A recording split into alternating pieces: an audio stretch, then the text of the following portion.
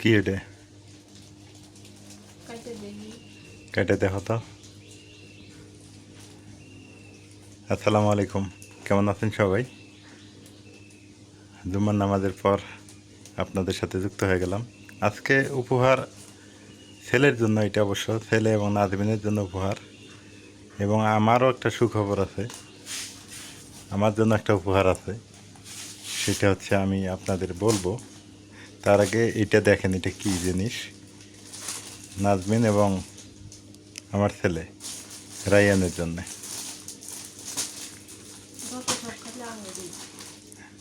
তো তোমার নাতে কাকর যত দোষ মা বেটারই তো, তোমার মা বেটারই তো দোষ। দেখো এটা কি, কাপড়টা কেমন?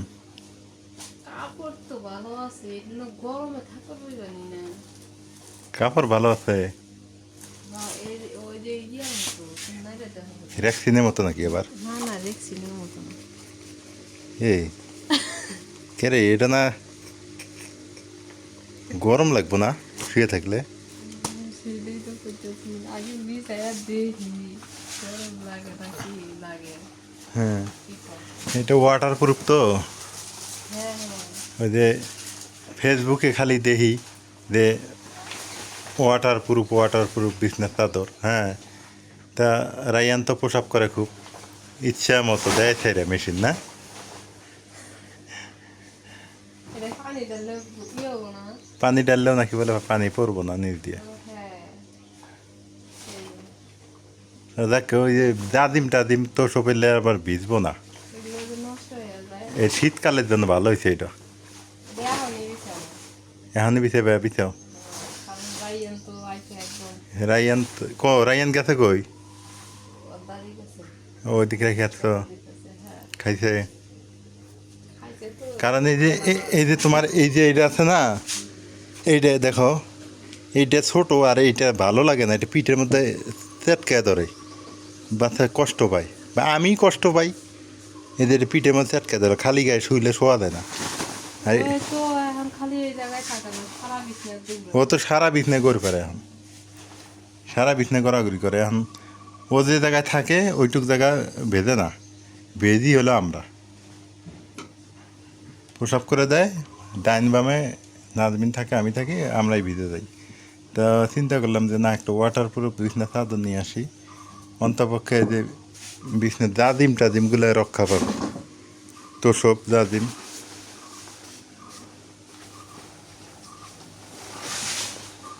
এটা নাহলে তোষক এই যে এগুলো ভিজে গেলে আর এক যন্ত্রণা। ভালোই তো দেখা যায়, মন্দ না, সুন্দরই দেখা যায়, কিন্তু কথা হলো যে পিঠের সাথে না লাগলেই এলো।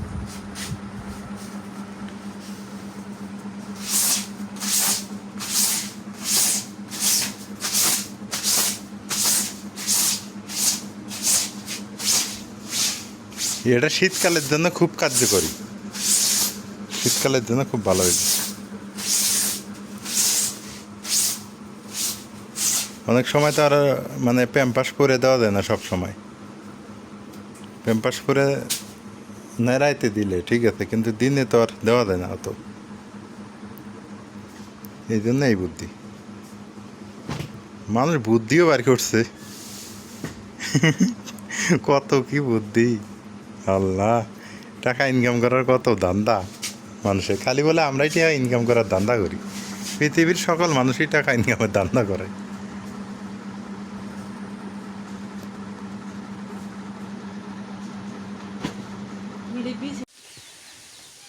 রায়ানের জন্য বিছানা চাদরটা কেমন হইলো একটু জানাইয়েন। আর একটা ব্যাপার যেটা বলছিলাম, যে আমার জন্য একটা সুখবর, সত্যিই একটা সুখবর। কারণ হইল বাতাস খাই আর গল্প করি আপনাদের সাথে। সেটা সুখবর কি, সবাই এই দায়িত্বটা পায় না। আর আমার যে বয়স, আমার যে নগণ্য বয়স, এই ছোট্ট বয়সে মানে ওই যে আপনারা জানেন বা শুনছেন যে আমাদের সাধারণ সম্পাদক সাহেব মারা গেছে মসজিদের সমাজের। এখন সমাজের সভাপতি সাহেব বলল যে ওই দায়িত্বটা এখন থেকে, মানে আমার কথা বললো আর কি, যে লুৎফর ওই দায়িত্বটা লুৎফরকে দেওয়া হলো। তো আমি এতেই ধন্য, আসলে সমাজবাসীর পক্ষ থেকে যে আমাকে এটা দিল, কেন দিল আমাকে ভাবতে হবে তো কেন দিল। অবশ্যই আমার উপরে তাদের ভরসা আছে, ভালোবাসা আছে। আর যিনি চলে গেছেন তার মতো তো আমি হতে পারবো না, আমি জানি তিনি যেটা করছেন এটা আসলে কি বলবো, এটা তুলনা বা এটা ব্যাখ্যা করার মতো না আর কি। কিন্তু ওনার মতো হতে পারবো না, চেষ্টা করবো আর কি, যেন আমি মসজিদের মানে মসজিদের দায়িত্বটা যেন পালন করতে পারি। এই বয়সে আল্লাহ তাআলা যে সম্মানের জায়গায় আমাকে রাখলেন, এটা কম কিসের। আলহামদুলিল্লাহ, শুধু আপনারা দোয়া করবেন। আর আমি যদি খারাপ মানুষ হইতাম বা খারাপ ছেলে হইতাম, আশা করি আমাকে এই দায়িত্বটা দিত না। 136 ঘর সমাজ আমাদের, মানে 136টা পরিবারের মনে করেন যে একটা প্রতিনিধি, ইসলামিক একটা প্রতিনিধি হিসেবে মানে তারা মানে করলো আর কি, নির্ণয় করলো আর কি, বা সিলেক্ট করলেন আর কি। তো আমাকেও সেইভাবে এখন থেকে চলতে হবে। আপনারা অবশ্যই বিষয়টা বুঝতে পারছেন। তবে আমি চেষ্টা করব, আমি পারবো কিনা জানি না, তবে ছেলে মানুষ হিসেবে যতটুকু পারি চেষ্টা করব যাতে আমি আমার দায়িত্ব আল্লাহর ঘরের জন্য পালন করতে পারি। আর মাঝে মধ্যে যদি কোনো সাহায্য সহযোগিতা লাগে আপনাদের বলবো, অবশ্যই জানাবো ব্যাপারগুলো, কোথায় কি দরকার, কোথায় কি হইতেছে না হইতেছে অবশ্যই জানানোর চেষ্টা করব। এই হলো অবস্থা। আর এই যে এই জ্বালা ক্ষেতটা দেখতেছেন না, এইটা ওই ওনাদের জমি, এই জায়গাগুলো ওনাদেরই। সেক্রেটারি সাহেব যিনি মারা গেলেন তাদের,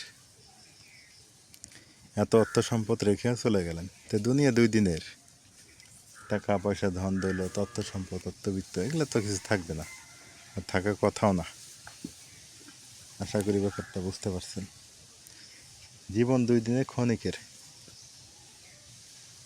আমরা ক্ষণস্থায়ী বাসিন্দা।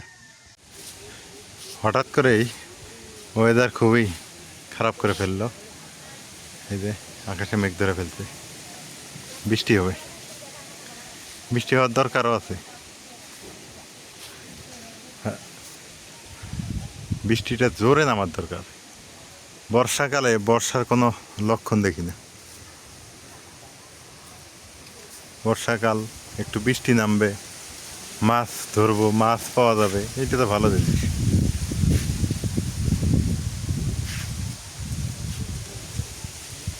কঠিন মেঘ ধরে ফেলতে হবে, প্রচুর মেঘ।